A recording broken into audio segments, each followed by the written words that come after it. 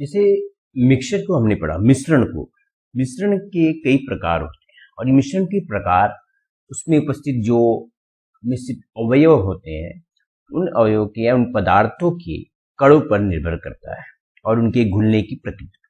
जैसे कि विलयन की हम बात करें, विलयन क्या है? एक समांगी मिश्रण, क्योंकि विलयन दो या दो से अधिक पदार्थों का समांगी मिश्रण है, जैसे कि नींबू जल, सोडा जल, और या जैसे नींबू जल मतलब नींबू पानी, और नमक पानी, चीनी पानी, ये सब समांगी मिश्रण। इसमें जब हम पानी में इन सभी पदार्थों को मिलाते हैं तो ये सभी घुल जाते हैं पानी में एक समान रूप से और इनके कण एक समान रूप से वितरित हो जाते हैं।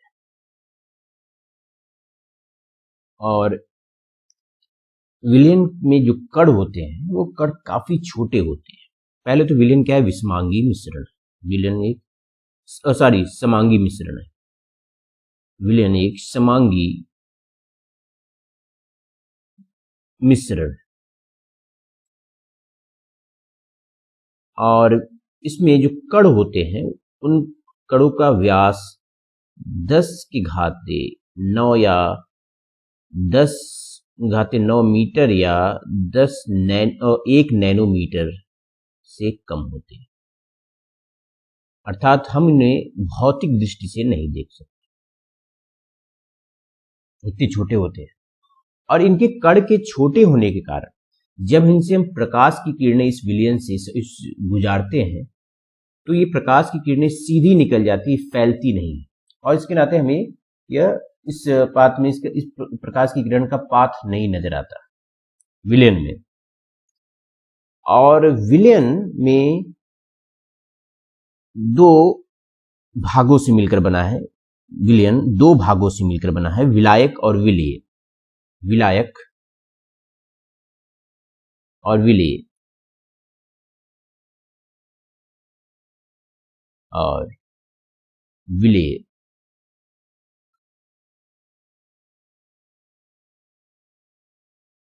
Solvent, solute. तो विलायक जो है, विलयन का बड़ा वह घटक है जिसकी मात्रा अधिक होती है, दूसरे वाले घटक से अधिक होती है, जिसकी मात्रा दूसरे से अधिक होती है, मतलब विलेय से अधिक होती है, और जो दूसरे घटक को विलयन में मिलाता है। विलेय को विलयन में मिलाता है कौन? विलायक। और विलायक की मात्रा विलेय से अधिक होती है। और विलेय क्या होता है? विलेय विलयन में कम मात्रा में होता है और जो कि विलायक में घुलता है। विलेय विलायक में घुलता है। जैसे पानी चीनी के घोल में या पानी नमक के घोल में, नमक जो है विलेय है और पानी विलायक है। नमक पानी में घुलता है या चीनी पानी में घुलती है, और पानी इन सबको सॉल्यूशन में विलयन में मिलाता है या घुलने देता है। अब विलयन विलायक और विलेय से मिलकर बना है। और विलयन को लेकर एक और बात की जाती है कि विलयन को अगर आप छोड़ दें, मतलब नमक पानी को छोड़ दें, तो आप देखेंगे जो उसके कण होते हैं वह कण नीचे नहीं आते। मतलब जो विलेय के कण होते हैं, नमक के जो कण होते हैं या चीनी के जो कण होते हैं, वो विलयन से उसको या तो एक तो इसको विलयन से पृथक नहीं किया जा सकता है, और उसको लिए क्या करते हैं, हम उसको छोड़ दें पानी को, विलयन को कुछ देर के लिए शांति से छोड़ दें, तो विलेय के कुछ जो कण होते हैं वो नीचे नहीं बैठते, वो विलयन में ही रहते हैं। और इस तरह के विलयन को विलयन अस्थाई है, अर्थात हम कहते हैं ये विलयन अस्थाई है क्योंकि वो जो कण नीचे नहीं बैठता, और अर्थात इसके नाते हम इसको छान भी नहीं सकते। जो विलेय के जो कण हैं विलयन में से नहीं छान सकते उसको, नमक या पानी को फिर उसमें से छान नहीं सकते, वो एक समान रूप से उसमें घुलित हो जाता है। तो इस तरह के हमको विलयन कहते हैं। और एक और बात, जैसे विलयन की जब बात आती है, हम अक्सर ये सोचते हैं कि विलयन कोई एक तरल पदार्थ के रूप में है, जैसे कि जिसमें कि ठोस, द्रव या गैस मिले होते हैं। ठोस, द्रव, गैस या मिले होते हैं। एक तरल पदार्थ इसमें ठोस, द्रव, गैस या मिले होते हैं। लेकिन प्रकृति में ठोस विलयन या गैस विलयन भी होते हैं, गैसी विलयन या ठोस विलयन भी होते हैं।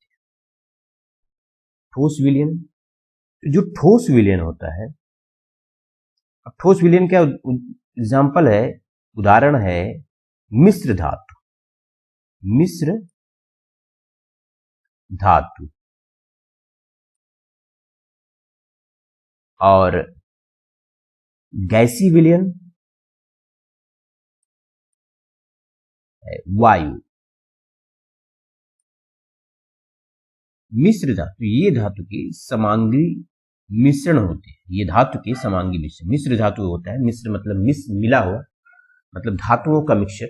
ये धातुओं का समांगी मिश्रण होता है, जिसमें कि भौतिक क्रिया द्वारा अवयवों को पृथक नहीं कर सकते। जो धातु है उन धातुओं को अलग नहीं कर सकते, धातुओं का जो मिक्सचर है उस धातुओं को अलग नहीं कर सकते। मिश्र धातु एक समांगी मिश्रण है, लेकिन फिर भी मिश्र धातुओं को मिश्रण माना जाता है। अवयव उनको अलग नहीं कर सकते, उनको तभी भी उनको मिश्रण माना जाता है। और इसका कारण यह भी है क्योंकि इनके जो घटक होते हैं, जो उसमें मिलाए जाते हैं, वो अपने गुण को दर्शाते हैं। जैसे कि आप पीतल एक मिश्र धातु है जिसमें जिंक होता है 30%। पीतल एक मिश्र धातु है। पीतल को हम ठोस विलयन भी कर सकते हैं, और इसमें 30% जिंक होता है। Zn 30% जिंक और कॉपर Cu 70%। अब ये जो 30 और 70% है, ये संगठन जो है, कंपोजिशन, इसको हम वेरिंग भी कर सकते हैं। तो इससे पीतल की प्रॉपर्टी, जो ठोस विलयन की जो उसकी प्रॉपर्टी है, वो बदलेगी नहीं, वो विलयन ही रहेगा, ठोस विलयन मिश्र धातु ही रहेगा। मिश्र धातु और समांगी मिश्रण ही रहेगा, चाहे उसमें Zn और Cu का जो रेशियो बदल दे, जो भी कर दे रेशियो, 40-60 कर दे या 50-50 कर दे, 30-70 है ये पीतल में Zn और कॉपर का रेशियो। वहीं गैसीय विलयन वायु की बात करें, वायु में दो मुख्य घटक होते हैं, एक होता है ऑक्सीजन, दूसरा नाइट्रोजन। ऑक्सीजन, उसमें 21% ऑक्सीजन होता है वायु में 21% ऑक्सीजन और 78% नाइट्रोजन होता है। 21% ऑक्सीजन और 78% नाइट्रोजन होता है। तो मतलब यहाँ नाइट्रोजन जो है वह विलायक है और ऑक्सीजन विलेय है। वायु में नाइट्रोजन जो है विलायक है और ऑक्सीजन विलेय है। ये गैसीय विलयन में आप देख सकते हो, इसमें पार्टिकल्स जो होते हैं, गैसेस जो होते हैं, जैसे ऑक्सीजन और नाइट्रोजन के कणों को हम नहीं देख सकते, और ये पूरी तरह से एक कंप्लीट मिक्सचर है, एक समान रूप से घुलित है।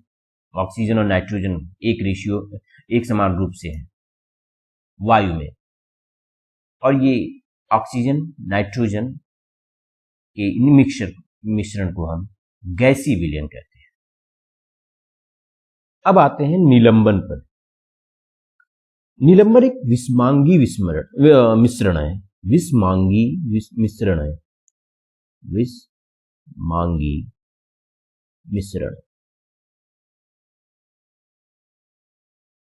और जिसमें विलेय पदार्थ कण घुलते नहीं है।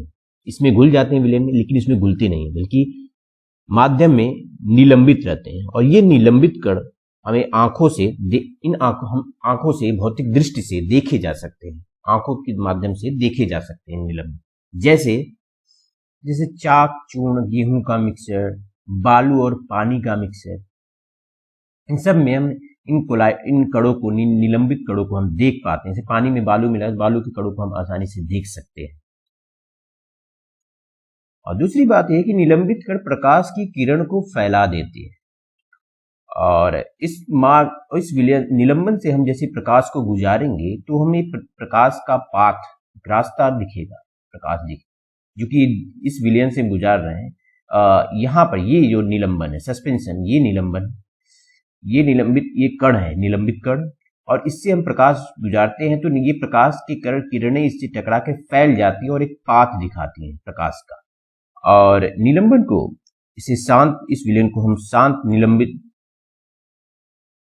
शांत छोड़ दें तब ये कण नीचे की ओर बैठ जाते हैं। ये जो कण है, निलंबित कण है, इनको शांत छोड़ दें विलयन में निलंबन को, तो ये नीचे की तरफ बैठ जाते हैं। ये कण आके नीचे, और इस कण को फिर हम पृथक कर सकते हैं इस तरह।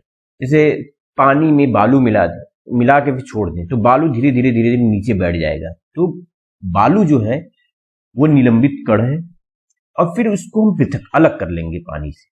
तो हम इस भौतिक विधि द्वारा छान कर हम उसको अलग कर लेते हैं। तो निलंबन में ये प्रक्रिया आसानी से हो कर लेते हैं हम, लेकिन विलयन में नहीं हो पाती।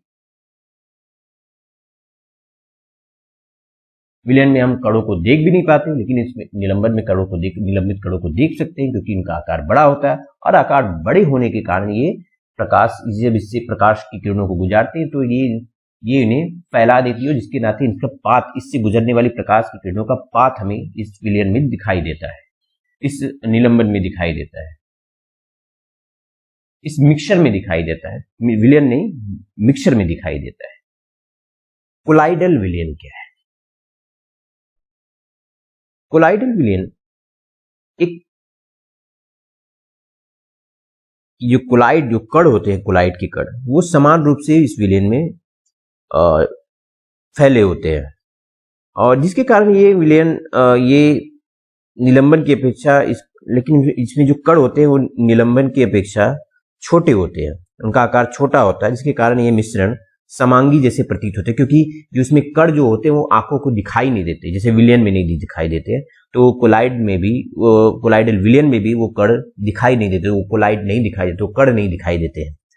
इसके नाते ये विलयन समांगी मिश्रण की तरह होते हैं, लेकिन होते नहीं है, ये होते हैं विषमांगी मिश्रण। ये आकार में इतने छोटे होते हैं, आंखों से तो नहीं दिखाई देते, लेकिन जब इस विलयन से हम प्रकाश गुजारते हैं तो इसमें उपस्थित जो कण है, इस कण से प्रकाश की किरणें फैल जाती हैं आसानी से, और जिस फैलने के नाते इस विलयन से प्रकाश जब गुजरता है तो इस प्रकाश का पाथ ये दिखाई देने लगता है। और इस कोलाइडल विलयन में प्रकाश किरण के फैलने की इस क्रिया को, इस प्रभाव को टिंडल प्रभाव कहते हैं। क्या कहते हैं? टिंडल प्रभाव,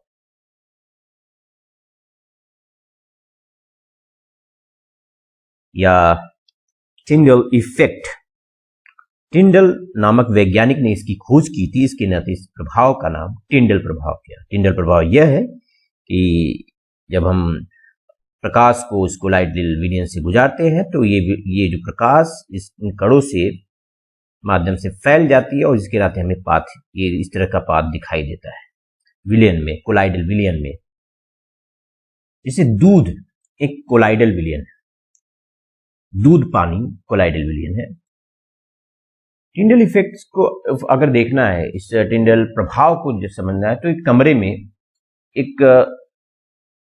या तो रोशनदान से या खिड़की से जब प्रकाश आ रहा है, सीधी प्रकाश की किरणें, तो जैसे ही कमरे में गुजरती है तो एक पाथ दिख रही है, उसमें एक छोटे छोटे पार्टिकल्स, क्योंकि हवा में जो कार्बन और जो धूल के पार्टिकल होते हैं, घूमते हैं, वो उस पाथ में नजर आने लगते हैं। तो एक प्रकाश का एक पाथ बन जाता है। जैसे कमरों में देखते हो, जब प्रकाश जब पड़ता है कमरे के रोशनदान से कमरे में प्रवेश करता है, तो एक पाथ बन जाता है प्रकाश का। या फिर जंगल में, एक घने जंगल के आच्छादन से जब सूर्य की किरणें गुजरती हैं तो वहां पर टिंडल प्रभाव को देखने को मिलता है, देखा जा सकता है। और जंगल में जो कोहरे से जो पानी की छोटी छोटी बूंदें होती हैं, वो जल के कण जो होते हैं वो कोलाइडल होते हैं, वो पार्टिकल कोलाइडल कण होते हैं, और वो हवा में वो जो कण होते हैं हवा में कोलाइडल कणों की तरह काम करते हैं। जैसे ही प्रकाश उससे गुजरती है तो वो उससे फैल जाते हैं, और इससे हमें वो उस घने जंगल में प्रकाश के पाथ नजर आते हैं, वो टिंडल प्रभाव नजर आता है। जैसे ये देखिए, ये जो फिगर है ये घने जंगल का है, प्रकाश यहाँ से गुजर रही है, और ये देखिए प्रकाश के पाथ आपको ये सब नजर आ रहे हैं, जो चमकीले जो फ्रिंज बन रहे हैं, ये प्रकाश की किरणों के पाथ है, रास्ते हैं।